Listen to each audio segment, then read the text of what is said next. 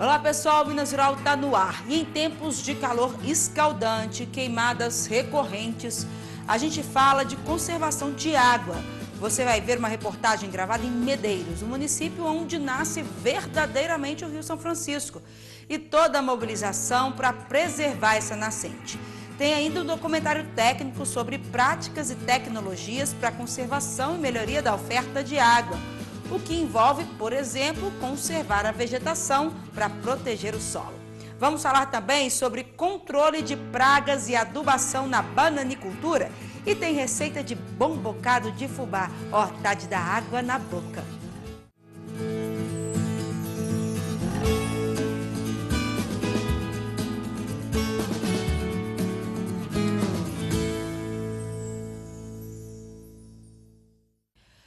Controlar pragas e doenças é um desafio para todo produtor. Em Novo Horizonte, no norte de Minas, essas dificuldades estão sendo superadas pelos bananicultores com assistência da Emater Minas, usando técnicas simples, acessíveis e eficientes. Identificar pragas e doenças não é uma tarefa fácil. E são essas dificuldades que têm atrapalhado a produção de bananas no município de Novo Horizonte. E nesse caso, o auxílio técnico de um profissional é fundamental. Nós temos algumas formas de controlar. Uma das formas é a gente esparramar no pomar iscas. Nós cortamos um tronco, colhemos uma bananeira, corta o tronco e nós fazemos armadilhas para essa broca. Ela é atraída pelo cheiro do tronco cortado. Então nós colocamos, nós chamamos como, pode ser na forma de telha, onde eu pego o tronco, corto ele no meio e coloco ele no pomar em diferentes áreas. O cheiro vai atrair o inseto. E ali no meio do tronco cortado, eu jogo um pouco de fungo entomopatógeno. Esse fungo ele vai atacar a broca assim, porque ela vai vir para ali para alimentar daquele corte que foi feito ali. Ao entrar ali, ela entra em contato com o fungo ataca a broca e vai matar a broca. A maioria dos produtores tem, em média, 1 hectare de banana em suas terras e conciliam a atividade com criação de animais e outras culturas. Em Novo Horizonte, no norte de Minas, há pelo menos 1.200 produtores que são agricultores familiares e trabalham com agropecuária. E 100 deles, pelo menos, trabalham com a bananicultura e tiram por mês uma média de 30 toneladas de banana. Em um dos circuitos de palestras do Frutifica Minas no município, produtores como Paulo aproveitaram para sanar suas dúvidas. Quis entender, entre outras coisas, por que não obtém sucesso no plantio de banana da variedade maçã. Em 1 hectare, tira de 500 a 1.000 unidades de banana da variedade nanica, sem usar nenhum tipo de agrotóxico. Vou colocando esterco, ali que o gado vem rendendo, você está entendendo? E outras não consigo tratar porque falta. Se for comprar adubo químico, não tem retorno. Jogo também a urina da vaca também, aproveito muito, sabe? Favorizar nas folhas. Naquele dia, o Hélio e seu Abelardo saíram direto da roça para assistir às palestras. Ainda bem, porque seu Abelardo estava inquieto com a presença de um mosquitinho que apareceu em seu bananal. Eu estava colhendo a banana e achei aquele besourinho, né? Ainda pensei em pegar ele e trazer, mas eu estava meio apressado porque tinha chovido, né? E eu estava mexendo com feijão, aí eu não trouxe, não. Mas quando ouviu o Denis Sanábio, agrônomo da Emater, explicar e mostrar imagens, logo viu que se tratava do moleque da bananeira. O Minas Rural mostrou em uma de suas dicas técnicas como melhor adubar a bananeira com matéria orgânica encontrada na propriedade, gravada na roça do seu Hélio Celestino em 2019, onde foi possível sanar algumas dúvidas.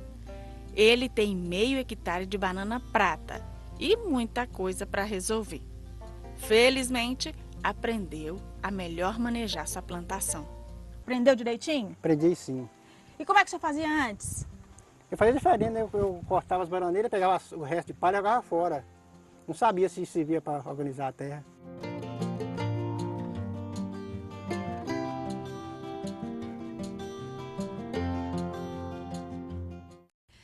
E E já que a Valéria Esteves falou aí da adubação na bananicultura, usando a compostagem, esse material orgânico que está disponível na propriedade, a gente vai rever então essa dica técnica.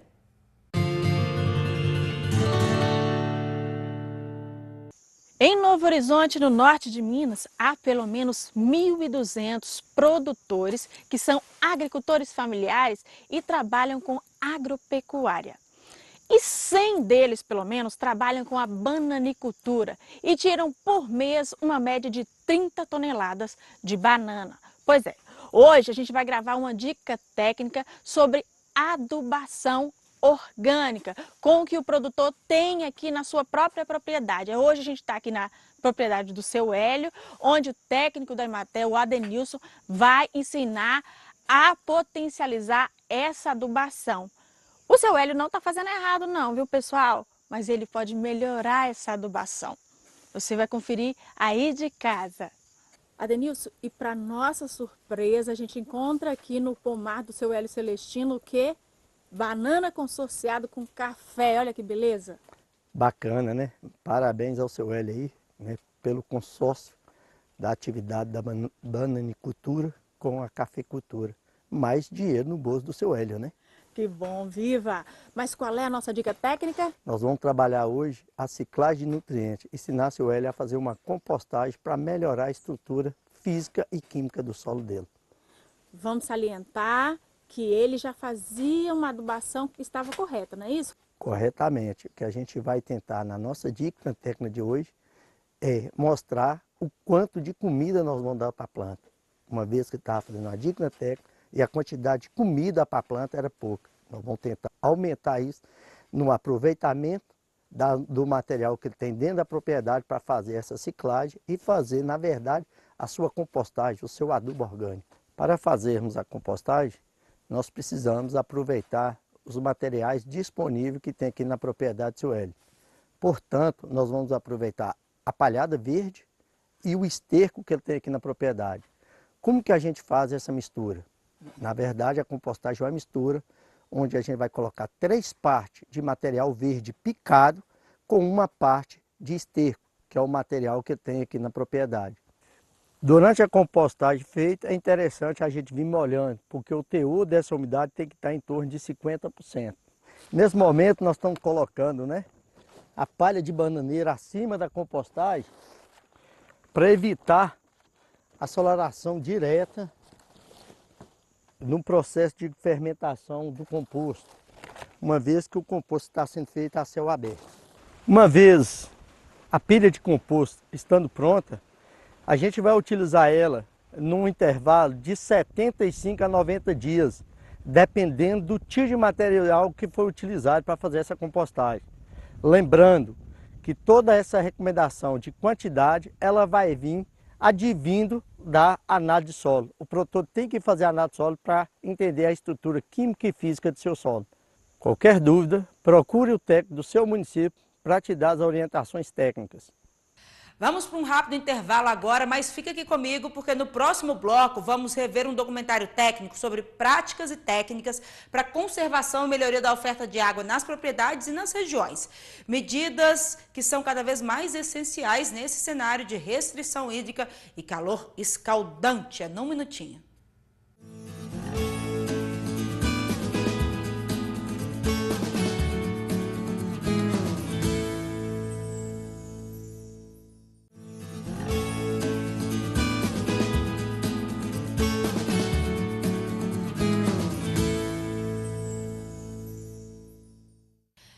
Em tempos de calor escaldante, queimadas recorrentes, falar de conservação e melhoria da oferta de água é um tema cada vez mais urgente. Por isso, a gente revê hoje o documentário técnico sobre diferentes práticas e técnicas que auxiliam para preservar o solo, prevenir as enxurradas, propiciar a infiltração das águas das chuvas, essa orientação para a manutenção da vegetação, tudo buscando melhorar a disponibilidade de água e, consequentemente, o clima das regiões.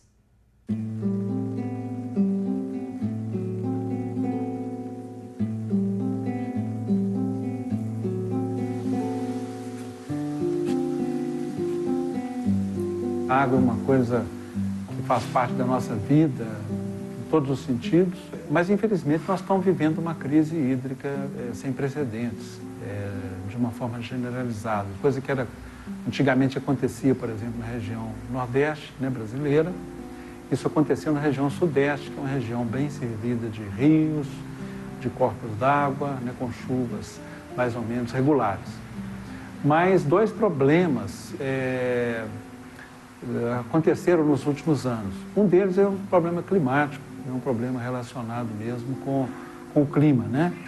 A mudança climática é uma coisa que a gente tem poucos elementos para fazer uma mudança tão drástica. Existem, sim, elementos humanos para interferir de forma positiva na questão climática. Um segundo problema está relacionado com a atividade humana, que é esse que preocupa mais.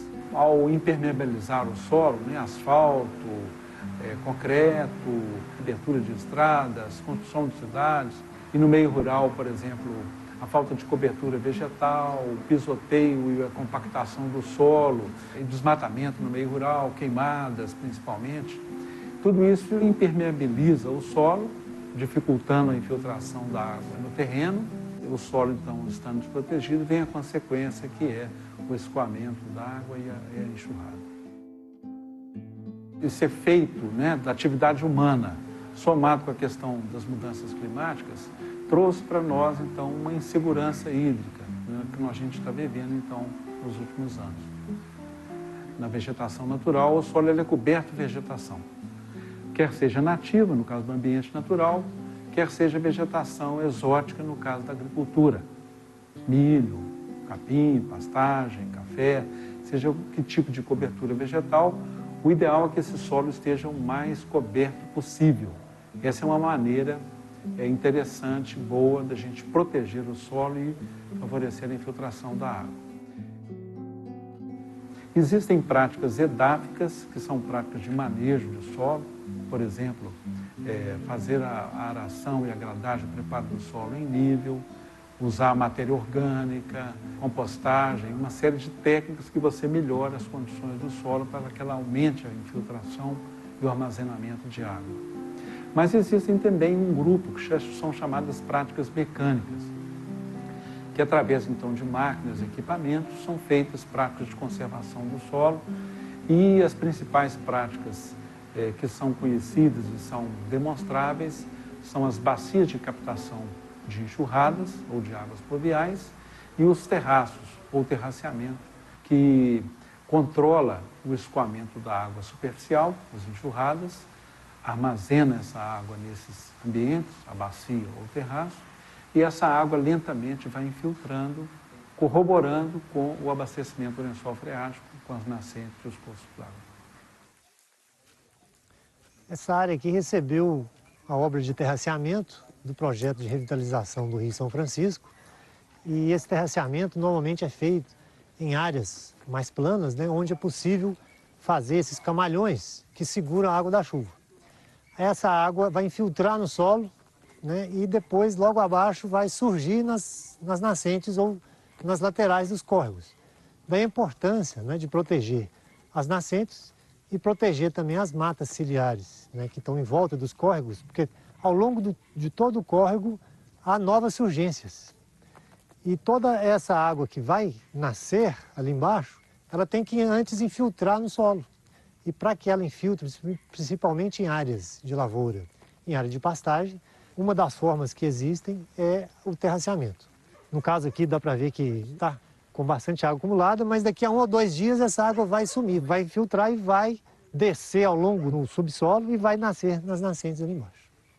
Esta água das chuvas que infiltram no terraço beneficiam imediatamente essas lavouras, né, que estão plantadas próximas a ele.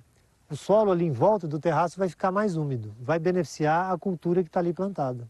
E na área de pastagem, né, o pasto ali acaba dando maior produção de massa. As bacias de captação de águas das chuvas são feitas tanto em áreas de estrada, né, que pega aquela água que escorre da enxurrada, como também em áreas de lavoura ou que tem carreadores, onde também facilita, né, a infiltração de água no solo. Uma água que iria embora, né, ela vai ficar retida em bacias. Normalmente ela é construída onde não é possível fazer o terraceamento, ou o terraceamento foi insuficiente. Então ela segura menos quantidade de água do que um terraço, mas ela é muito importante porque ela vai pegar uma água que estaria escorrendo num determinado sulco, provocando erosão ou simplesmente a água sendo perdida. Então a bacia de captação vai fazer com que essa água que estaria escorrendo vai infiltrar no solo. Além disso, nós temos o cercamento das nascentes, o cercamento das áreas de preservação permanente, da APP, para preservar, evitar o pisoteio de animal, para a recomposição da vegetação, né? Tudo isso com o intuito, com o objetivo de segurar a água e evitar assoreamento, evitar erosão e carreamento desse material para dentro dos córregos e nascentes.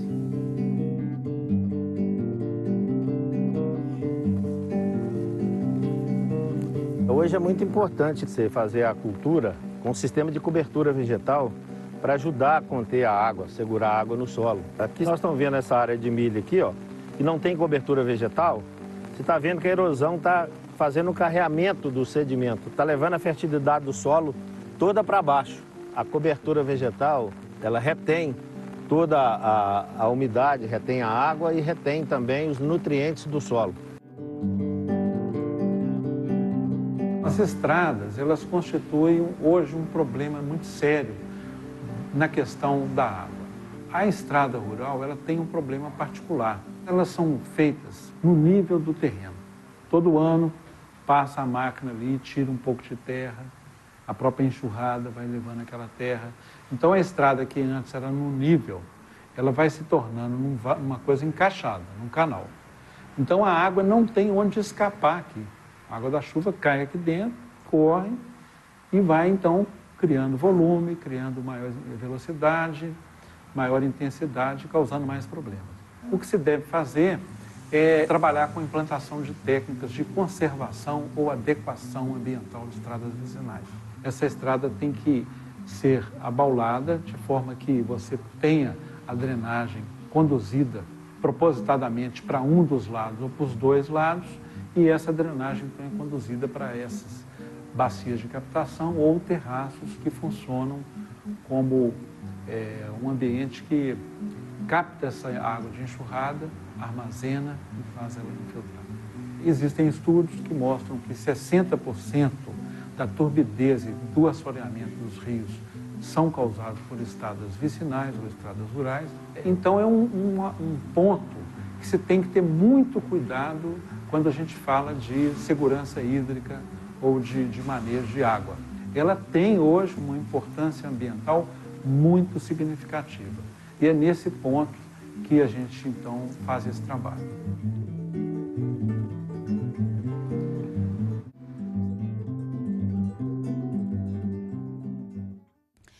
A gente faz um intervalo rapidinho agora, mas não sai daí não, porque no próximo bloco a gente viaja junto lá para Medeiros, na região da Serra da Canastra. Você vai conhecer a nascente geográfica do Rio São Francisco e o que está sendo feito por lá para preservá-la.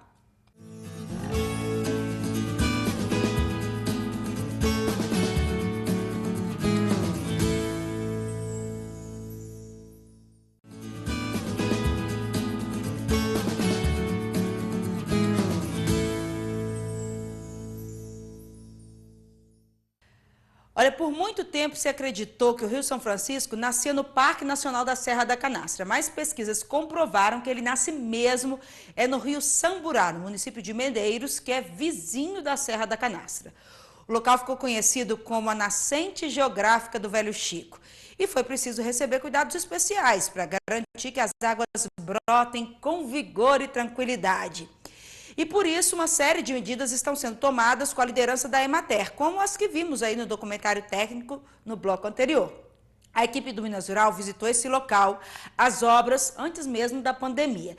E nós vamos então conhecer essa nascente geográfica e ver um pouco desse trabalho agora. O Rio São Francisco cresceu em extensão.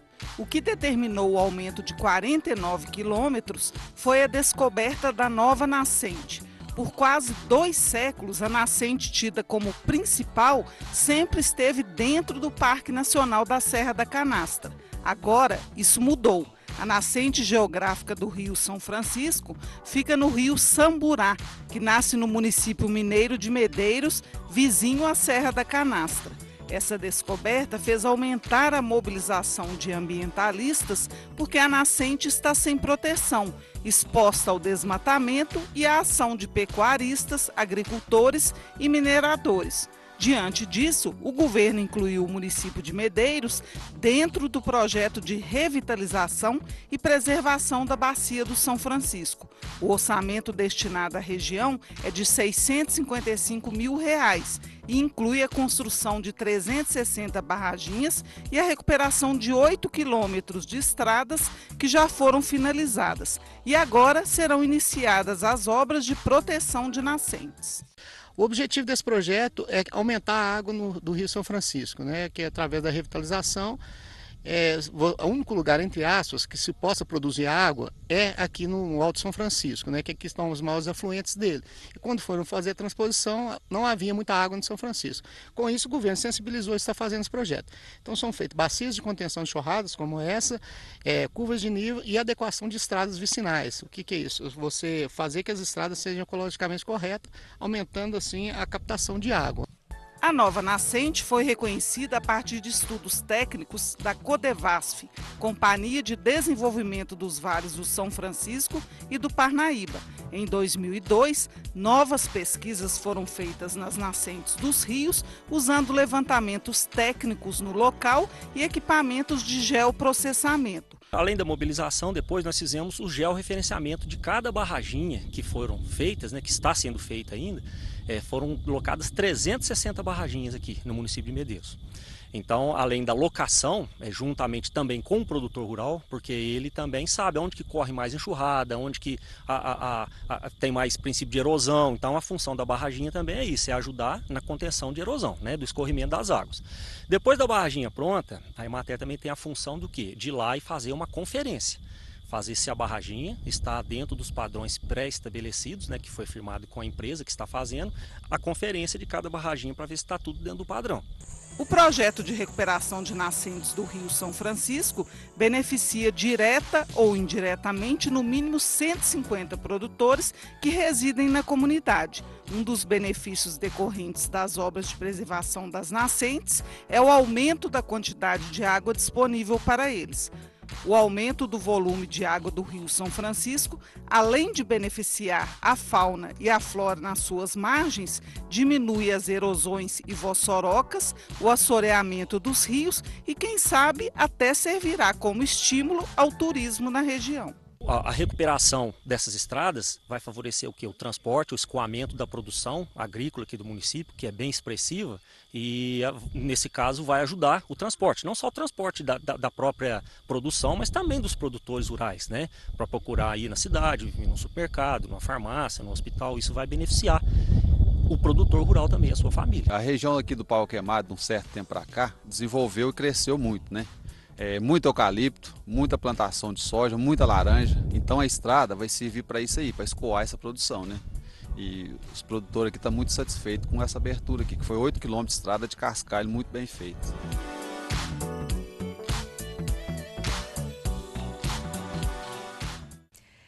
E chegou a hora gostosa do programa. Hoje tem bom bocado de fubá com o chefe Fernando Couto, que é colaborador aqui do programa. E hoje ele judiou com essa receita que já me deu água na boca. Nós vamos colocar 1,5 xícaras de açúcar. Vamos colocar 2 colheres de sopa de farinha de trigo. 2 colheres de sopa cheia, tá? De fubá. Alguns lugares chamam de farinha de milho. É esse fubá de fazer polenta, tá? 50 gramas de queijo ralado. Use qualquer queijo de sua preferência. 100 gramas de coco ralado. 4 ovos.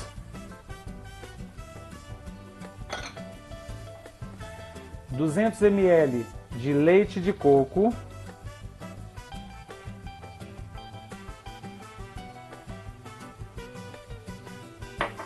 200 ml de leite integral, 1 colher de sopa rasa de manteiga. E agora nós vamos bater isso aqui. Como eu disse, eu estou sem liquidificador, vou ter que bater no mixer tá? Porém, faça no liquidificador que é muito mais fácil, né? Vamos lá.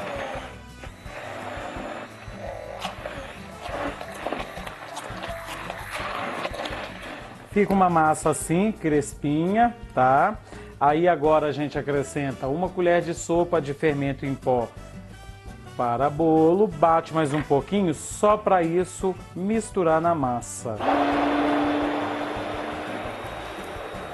Nossa massa já está pronta, agora eu tenho aqui uma forma, mais ou menos 20 por 30, untei, enfarinhei, agora a gente vai colocar a nossa massa aqui. O meu forno já está pré-aquecido a 180 graus. Nós vamos assar esse bombocado aí cerca de 30 a 40 minutos no máximo. E aí eu já volto pra gente experimentar e ver, né, como que vai ficar aqui essa maravilha. Olha só, o nosso bombocado já está pronto. Agora a gente vai cortar.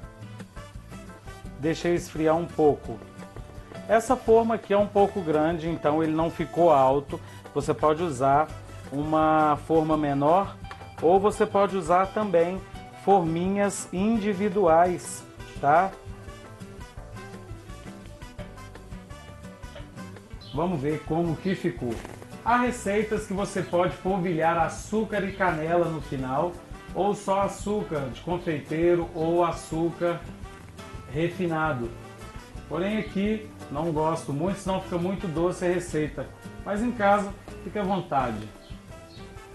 Muito bom, bem fofinho e super macio, bem molhadinho, tá? Ó.